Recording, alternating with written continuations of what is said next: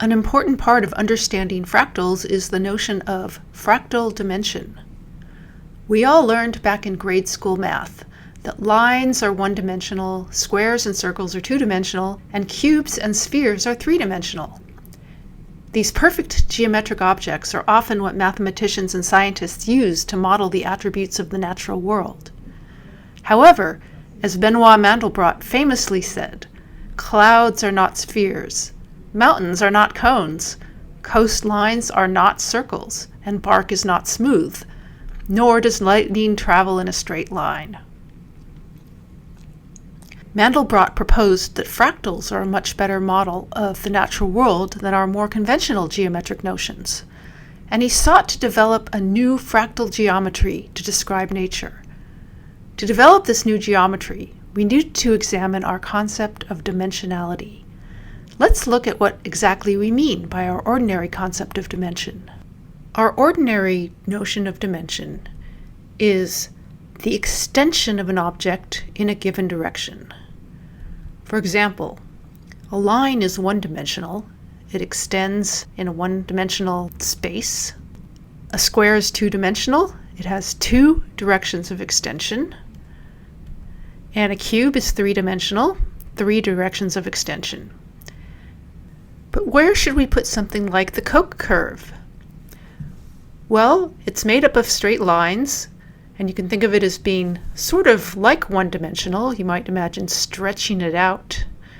But the problem is, the more levels we go down in constructing it, the longer it gets. And as you go down an infinite number of levels, its length becomes infinite.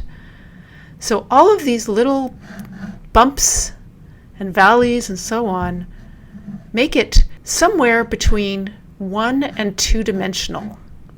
And I'll show you why that is. That's a very strange notion that something could have fractional dimension. But when you really think about what it is we mean precisely by dimension, then it will make sense. Let's look at dimension in a more mathematically precise way. Here's a way of characterizing dimension. Look at what happens when you continually bisect, that is, cut into two equal halves, the sides of lines, squares, cubes, and so on. So now I'll take a line, this line right here, and my next step, indicated by this arrow, is to cut it in half. So I cut the line into two equal parts.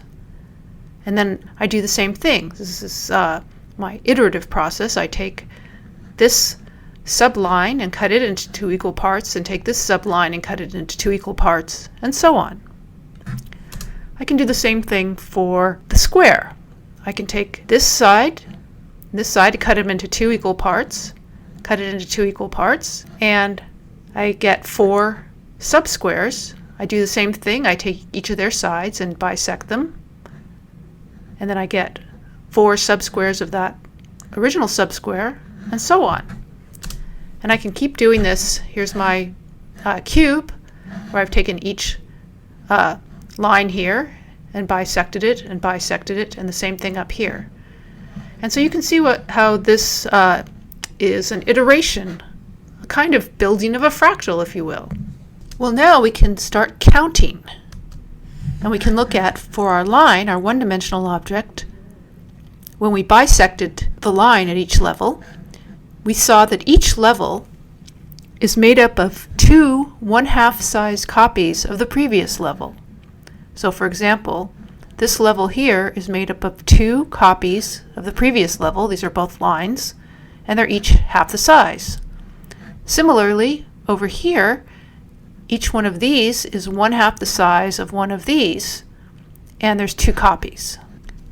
Well, if we look at the square, we see that each level is made up of four 1/4 size copies of the previous level. So take this as the original level, and here we have 1, 2, 3, 4 copies, four new squares, and each one is 1/4 the size of the original. We do the same thing here. Here we have, for each one of these original squares, we have four copies, each one 1/4 the size of the original.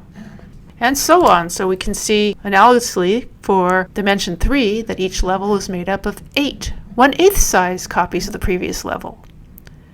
And you can try this yourself for a 4-dimensional cube. Actually, that might be kind of hard. But we can see a pattern here, and I can let you know that each level of a 4-dimensional cube or hypercube is made up of 16 1/16th size copies of the previous level. So now your turn. Suppose we have a 20-dimensional cube. What is each level made up of? Well, that's your question for the quiz.